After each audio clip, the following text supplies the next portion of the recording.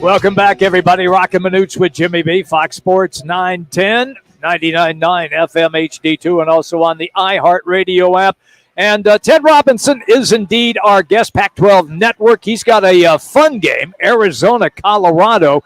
But, Ted, we'll get into that in a moment. I want to start first with when you take a look at the so-called committee, the college committee that does their poll, and they still have Washington on the outside looking in. Does the Huskies, if they win out, in your estimation, do they have any chance to get into that top four or not if the other schools win out as well? First, I try not to look at the committee. Second, yeah, I mean, I guess there's always a chance. I mean, I don't know how Michigan and Ohio State would both end up.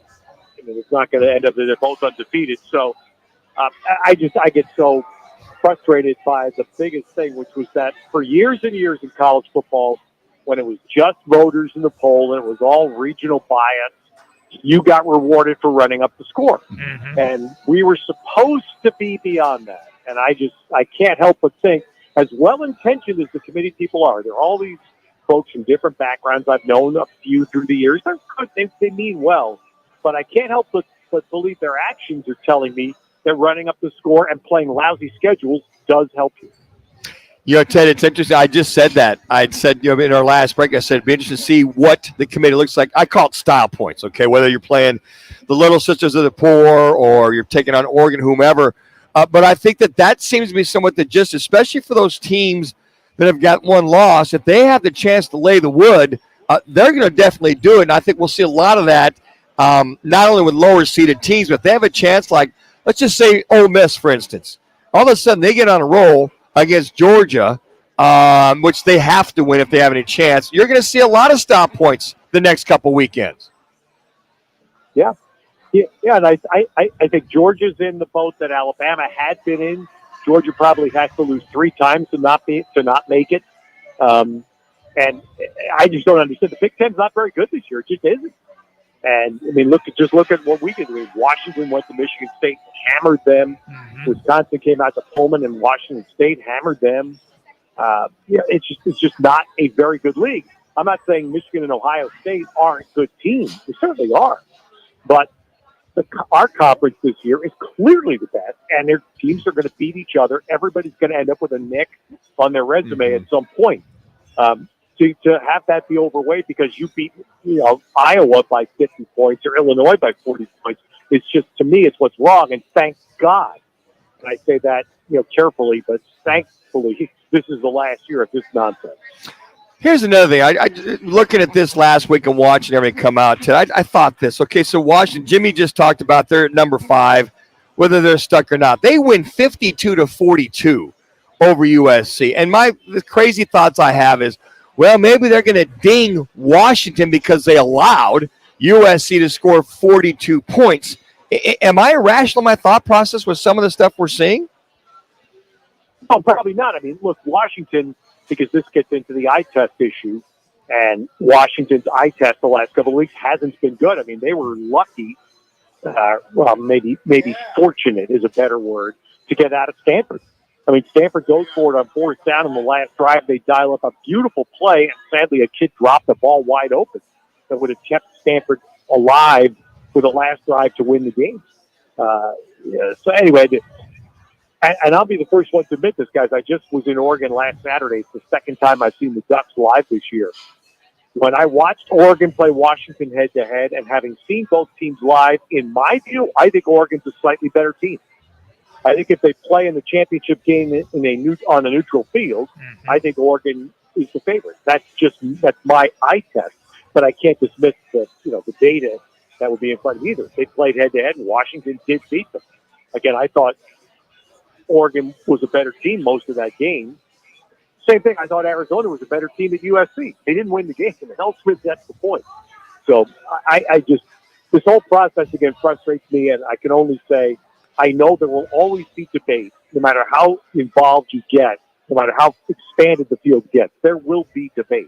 I would much rather have the debate we have in March Are you the 67th or 68th best team?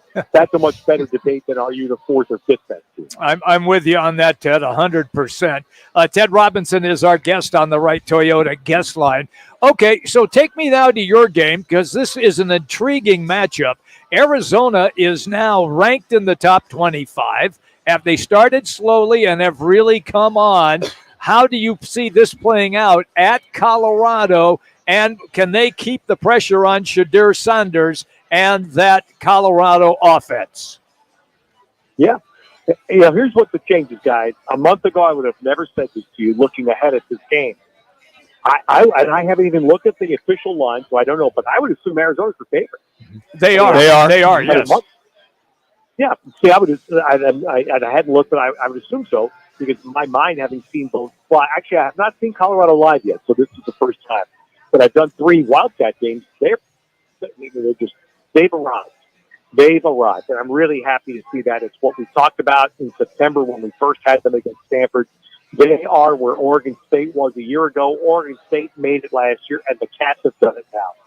And we just had a conversation about 2 hours ago with Brendan Carroll, and I asked him, when did this happen? And he thought it was the USC game. He said, even though the end result wasn't right, he said, that's where our guys walked away thinking we can beat anybody. We go on the field and beat anyone. And that's what you want.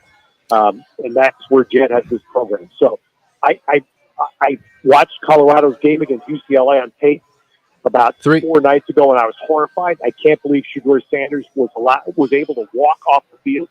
I mean, Colorado's offensive line was basically high school level. Mm-hmm. Just performance. I can only look at what I see. It was awful, and I felt bad for the kid quarterback. I'm assuming it's the same personnel, so I don't know why it would be any different a couple of weeks later. And the Wildcats' better defensive front. I mean, it's a very obvious that Arizona should be able to get home with 4 and probably sometimes get home with 3. They shouldn't have to do exotic, crazy-ass blitzing just to get to the quarterback. Yeah, I got to tell you what, Ted, watching Fafita at quarterback for Arizona, he should be the newcomer of the year, so to speak. I mean, that is a different team with him in their offense. I'm sure with you calling the games, you see that. They say he's 5'11". Well, if he's 5'8.5", I'd be surprised if I measure him too. And the other thing, too, on top of that, they just seem to be so much more, I don't know, under control with him at quarterback. He's a hell of a playmaker, but just his throws, his lack of turnovers, it just seems like more of a settled offense with Fafita at the quarterback.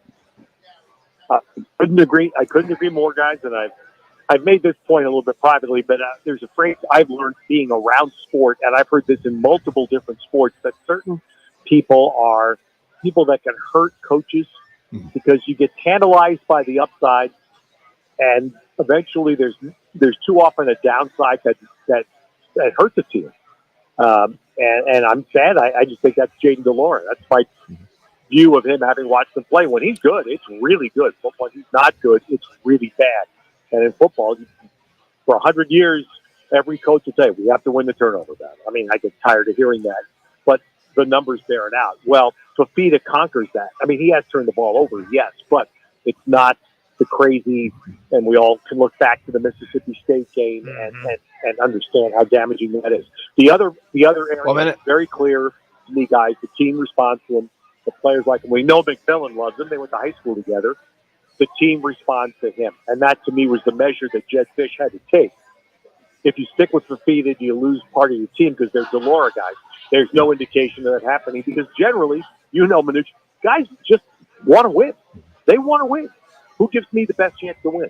Right now, it's no question it's Fafita. We'll let you go on this, about 30, 40 seconds left. Oregon, USC. What happens there? Is that just a blowout by the Ducks, or does SC hang in? Is that first one to 62, Ted? Well, I don't think USC will get that high against Oregon, guys, especially being the game being in Austin. No, I think Oregon wins this one. I mean, USC will score points, but I don't think this is 52-42. I think this could be more like, 48-21 or something like that. I just think Oregon's good. They're good.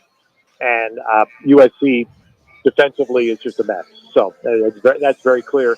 And then the other question I would have for everyone to watch this game is, how does Caleb Williams play? Everybody saw the scene with his mom. Yep. What are his emotions like to finish the year? It's always good, pal, when you come on the show. Have a great call at Colorado. We'll be watching. Thank you, Ted. Okay. Thanks, guys. Have a good one. Okay, there you go. Ted Robinson, Pac-12 play-by-play broadcaster. And he is presented, of course, by our Fan Pick'em. That's it. It's all powered by Blue Moon and Coors Light. Just go to fanpick'em.com and enter. By the way, we want to remind you, All City Towing, they continue to grow with their new vehicles, and they have a major fleet of vehicles, and they need drivers and people to help. So if you're looking for a new job, want a new gig, just go to allcitytowing.com. That's allcitytowing.com and search careers. Allcitytowing.com, search careers. The pay is excellent and the benefits are super, even offering a 401k plan with a 50% match option. Again, the fastest way to apply, allcitytowing.com and search careers. All right, coming up, we need Tested to Challenge, one of the